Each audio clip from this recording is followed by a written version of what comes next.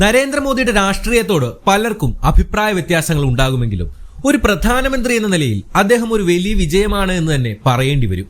2024 ജനുവരിയിൽ പ്രധാനമന്ത്രി നരേന്ദ്രമോദി ലക്ഷദ്വീപ് സന്ദർശിച്ചത് നമുക്കെല്ലാവർക്കും ഓർമ്മയുണ്ടാകും.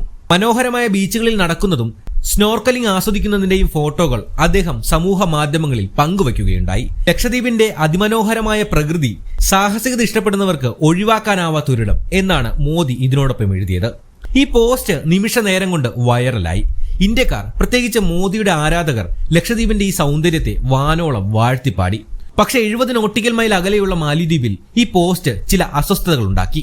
മാലിദ്വീപിന്റെ 3 ഉപമന്ത്രിമാർ മറിയം ഷിയൂന, മാൽഷ ഷെരീഫ്, മഹ്സൂം മജീദ് എന്നിവർ മോദിയെ കോമാളി, ഭീകരവാദി, ഇസ്രയേലിന്റെ കളിപ്പാവ എന്നൊക്കെ വിളിച്ച് സമൂഹ മാധ്യമങ്ങളിൽ പോസ്റ്റുകൾ ഇട്ടു. ഈ പോസ്റ്റുകൾ ഇന്ത്യക്കാരെ കുറച്ചൊന്നുമല്ല ചൊടിപ്പിച്ചത്. ബോളിവുഡ് താരങ്ങളായ അക്ഷയ് കുമാർ, സൽമാൻ ഖാൻ, ക്രിക്കറ്റ് താരങ്ങളായ സച്ചിൻ ടെണ്ടുൽക്കർ, ഹർദിക് പാണ്ഡ്യ തുടങ്ങിയവർ ബോയ്ക്കോട്ട് മാൽദീവ്സ് എന്ന ഹാഷ്ടാഗോടെ മാലിദ്വീപിനെ ബഹിഷ്കരിക്കാൻ ആഹ്വാനം ചെയ്തു. ചലോ ലക്ഷദ്വീപ് എന്ന ഹാഷ്ടാഗ് ട്രെൻഡായി. ഇന്ത്യൻ ടൂറിസ്റ്റുകൾ മാലിദ്വീപിലേക്കുള്ള യാത്രകൾ റദ്ദാക്കാൻ തുടങ്ങി. ഈസി മൈ ട്രിപ്പ് പോലെയുള്ള ട്രാവൽ പ്ലാറ്റ്ഫോമുകൾ മാലിദ്വീപിലേക്കുള്ള ഫ്ലൈറ്റ് ബുക്കിംഗുകൾ നിർത്തിവച്ചു. 2023 2,09,198 ഇന്ത്യൻ ടൂറിസ്റ്റുകൾ മാലിദ്വീപ് സന്ദർശിച്ചിരുന്നു. അത് അവിടുത്തെ ടൂറിസം മാർക്കറ്റിന്റെ 11% ഈ ബഹിഷ്കരണം മാലിദ്വീപിന്റെ സമ്പദ് വ്യവസ്ഥയെ അടിമുടി തകർത്തു. ഇതിന്റെ പിന്നിൽ ഒരു രാഷ്ട്രീയവും ഉണ്ടായിരുന്നു. 2023 മാലിദ്വീപിൽ മുഹമ്മദ് മൊയ്സു പ്രസിഡന്റായി തിരഞ്ഞെടുക്കപ്പെട്ടപ്പോൾ അദ്ദേഹത്തിന്റെ പ്രചാരണ മുദ്രാവാക്യമായിരുന്നു ഇന്ത്യ ഔട്ട് എന്നത്. ഇന്ത്യൻ സൈനിക സാന്നിധ്യം, ഏകദേശം 75ഓളം പട്ടാളക്കാർ മാലിദ്വീപിൽ നിന്നും പിന്മാറണമെന്ന് മൊയ്സു ആവശ്യപ്പെട്ടു. ഇതോടൊപ്പം തന്നെ ചൈനയുമായി അടുക്കുകയും ചെയ്യുന്നു. പക്ഷെ അത് വരാനിരിക്കുന്ന ദുരന്തത്തിന്റെ ഒരു തുടക്കം മാത്രമാണ് എന്ന് മൊയ്സുവോ മാലിദ്വീപോ അറിഞ്ഞില്ല. ചൈനയുടെ ബെൽറ്റ് ആൻഡ് റോഡ് ഇനിഷ്യേറ്റീവിന്റെ ഭാഗമായി മാലിദ്വീപിൽ വലിയ നിക്ഷേപങ്ങൾ വന്നു. പക്ഷെ ഇത് അവരെ കടക്കണിയിലേക്കാണ് തള്ളിയിട്ടത്. മോദിയുടെ ലക്ഷദ്വീപ് സന്ദർശനം മാലിദ്വീപിന്റെ ടൂറിസം മേഖലയെ ലക്ഷ്യമിട്ടാണ് എന്ന് അവിടുത്തെ ചിലർ കരുതി. ലക്ഷദ്വീപ് മാലിദ്വീപിനോട് 70 നോട്ടിക്കൽ മൈൽ അകലെ മാത്രമാണ്. മോദിയുടെ പോസ്റ്റുകൾ ഇന്ത്യൻ ടൂറിസ്റ്റുകളെ ലക്ഷദ്വീപിലേക്ക് ആകർഷിക്കാനുള്ള ഒരു തന്ത്രമായിട്ടാണ് മാലിദ്വീപ് കണ്ടത്. ഇതവരുടെ മന്ത്രിമാരുടെ പ്രകോപനപരമായ പ്രതികരണങ്ങൾക്കും കാരണമായി. എന്നാൽ മാലിദ്വീപിന്റെ ഈ നീക്കം തിരിച്ചടിച്ചു.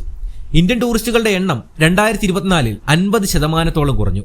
മാലിദ്വീപിന്റെ ടൂറിസം അവരുടെ GDPയുടെ 20% സംഭാവന ചെയ്യുന്നതാണ്. ഈ തിരിച്ചടി മാലിദ്വീപിന്റെ സമ്പദ് വ്യവസ്ഥയെ ആഴത്തിൽ ബാധിച്ചു. മാലിദ്വീപ് സർക്കാർ അതിവേഗം പ്രതികരിച്ചു. മന്ത്രിമാരുടെ പോസ്റ്റുകൾ വ്യക്തിപരമായ അഭിപ്രായങ്ങളാണെന്ന് പറഞ്ഞ് മാലിദ്വീപ് വിദേശകാര്യ മന്ത്രാലയം വ്യക്തമാക്കി. മന്ത്രിമാരായ മറിയം ഷിയൂന, മാൽഷ ഷെരീഫ്, മഹ്സൂം മജീദ് എന്നിവരെ സസ്പെൻഡ് ചെയ്തു. ഇന്ത്യൻ ഹൈക്കമ്മീഷൻ മാലിദ്വീപിന്റെ വിദേശകാര്യ മന്ത്രാലയവുമായി ഈ വിഷയം ഉന്നയിച്ചു. മാലിദ്വീപിന്റെ ഹൈക്കമ്മീഷണറെ ഇന്ത്യ വിളിച്ചു വരുത്തി. പിന്നീട് 2024 സെപ്റ്റംബറിൽ ഈ മന്ത്രിമാരിൽ 2 പേർ, മറിയം ഷിയൂനയും മാൽഷ ഷെരീഫും രാജിവെച്ചു. ഇത് മൊയ്സുവിന്റെ ഇന്ത്യൻ സന്ദർശനത്തിന് മുന്നോടിയായിട്ടാണ്. മൊയ്സു തന്റെ ഇന്ത്യ ഔട്ട് എന്ന നയം മയപ്പെടുത്തി ഇന്ത്യയുമായുള്ള ബന്ധം ശക്തിപ്പെടുത്തുവാൻ തീരുമാനിച്ചു. ഇന്ത്യ മാലിദ്വീപിന് സാമ്പത്തിക സഹായവും വാഗ്ദാനം ചെയ്തു.